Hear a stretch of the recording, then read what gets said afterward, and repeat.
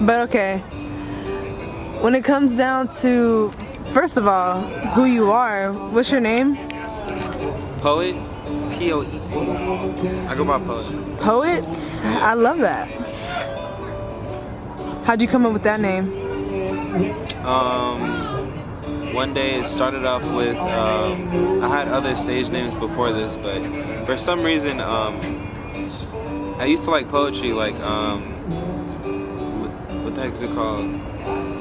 You know, like the plays from back in the day, like they used to play like the Odyssey,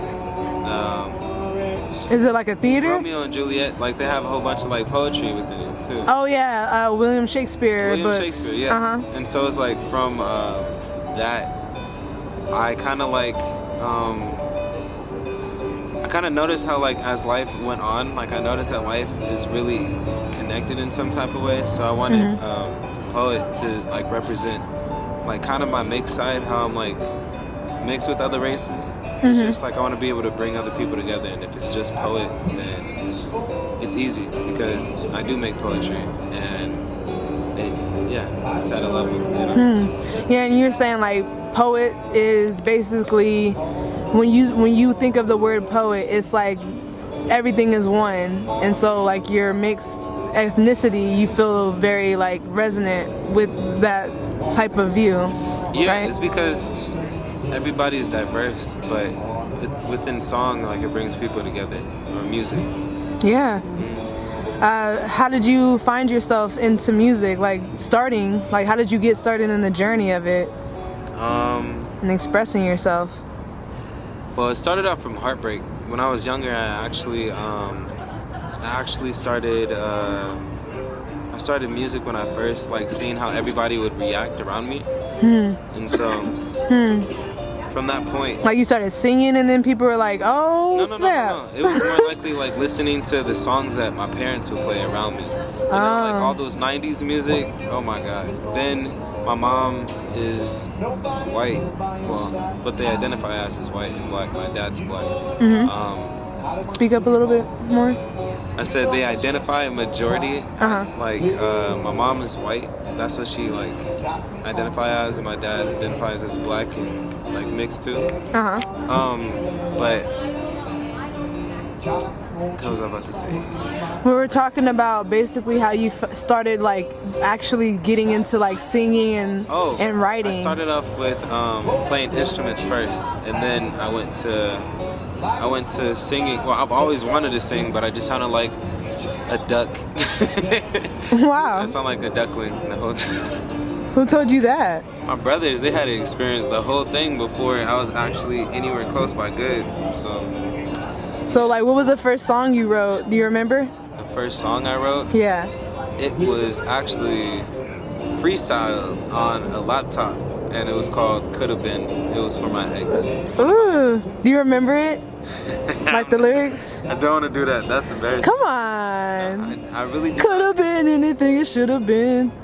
Coulda, woulda, shoulda, never. Hey. But no, I gotta. I guess it started like this. It started like this journey between expressing my feelings only through like music, and understanding people, and watching more likely than applying myself to situations. So you would use music as the response factor to the things of what you were experiencing in life? Actually, it really was. It was definitely a response, but at the same time, never knew it was like I was exchanging my energy from being in a bad situation to a good one, because it felt good to do it. And then after I put that first song out on SoundCloud, and everybody in my school heard it. Wow. Like, everybody was like, "Yo, they liked it." Wow. It was bad though. It was so bad. But the fact that you had like your school support in that's beautiful. Yeah. I could see how that could continue to encourage you along your path. No, of course. Like for a while, before I actually got good and made my first like few songs, it took me having to like really take L's, really even in performing as well. I had to take a lot of L's before I was actually like as good as I am right now. What was your funniest L? or your most memorable L that you took? Well, to me, my funniest and most remembered was I had 3 shows back to back at 3 different locations. And every time I had 1 song at each, or 2 of them had 2. And each one that I did, the crowd didn't do anything. And like, whoa, they were just like staring at you? Yeah, it was just silent. It was dead silent. And then it's all sitting there. They're all sitting there, and then my friend was like, not my friend, but the host of the place was like, give it up for Poe. Dead silent. They just sat there. Wow. No. But I was having this streak of not doing bad the whole time, and then yeah, those 3 days humbled me to be like, yep, I need to do more. I'm getting comfortable.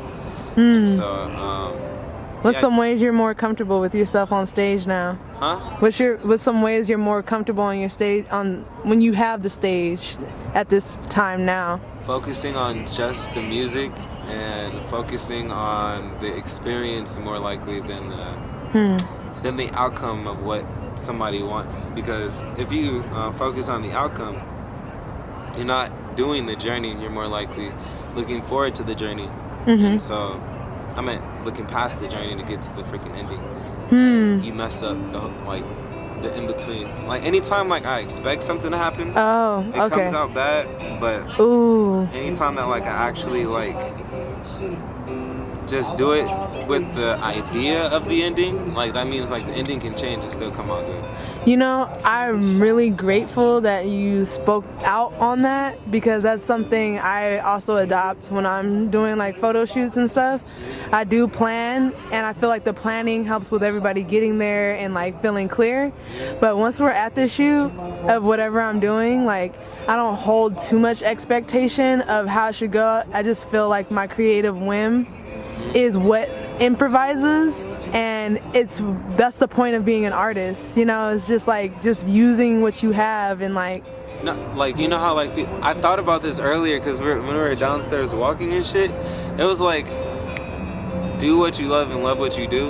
And I'm like, matter of fact, and work shouldn't feel like work. It didn't feel like we were doing work, and all the stuff that I've been accomplishing lately has felt like more likely just every day. It's not really like things that I want to accomplish, and I like that 10 times more because days before that I wasn't doing nothing. Oh yeah, don't get caught up in cycles.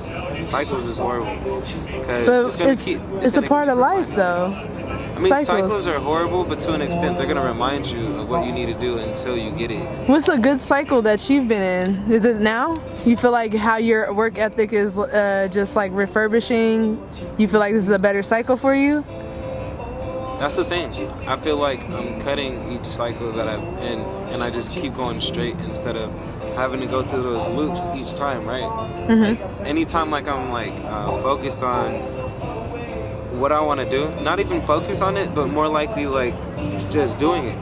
Like, bro, what the heck? I heard that entire video of Shia LaBeouf when he was like, just do it, the funny like Vine. It turns out the stuff he was saying afterwards really did apply to like the type of thing that you need to do whatever you want is just doing it instead of just actually planning it. Like I've been planning it, but it feels like I'm grateful to work with you too. So. Oh, it's a pleasure working with you. I feel like being someone that likes to collaborate, I have to learn how to adapt to people, but I also have to learn how to stand strong in who I am, because without who I am, the craft that I have and the skills that I have wouldn't be able to withstand. So I'm grateful that we're able to work through and work with each other as well. And I always like catching people in the start or just in important parts of their journey. It's important that we document it. So yeah, thank you. Oh no, we definitely working more than this, because that one video was hard. Those photos are hard too. You know? You should. Well, wrapping it up. What did you say? I said I give credit to where it's due. Oh yeah, and what about your recent friend? Like your shout out. Oh, okay. Dang. Also, like I want to be able to. I'm gonna dedicate like most of the drops that I do with like I want to help out my friend too. Yesterday on the 19th, that my Speak friend. up. So yesterday on the 19th, my friend, he overdosed, and it wasn't like this dude was some bad person, like straight up. Like I made music with this dude. I made a lot of stuff. Like I made memories and shit. And so this person, like I want to send love out to their family. I want to send love out to everybody. I don't know. I just feel like death is something else than what it is, because that's weird to experience a life without there being anything else, more or less.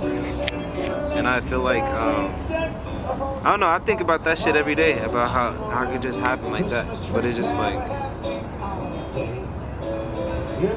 I'm grateful to be in the moment.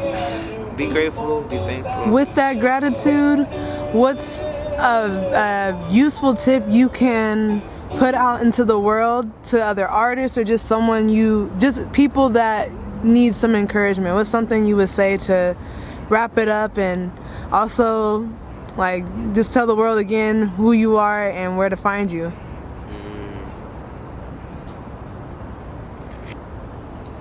I would say if anything is happening in that moment, and like if you're going through anything, I guess the best thing that you could possibly do is to be quiet, let the thoughts run, and sit in the moment to actually see, is what you're going through really going to make you die in that next moment, or do you have a chance to change your mind?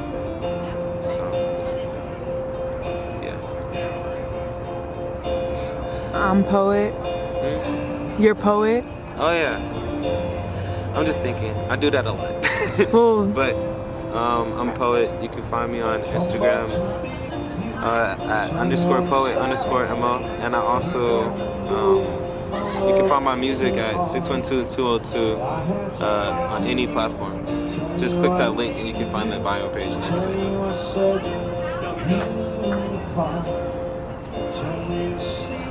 see you later, poet.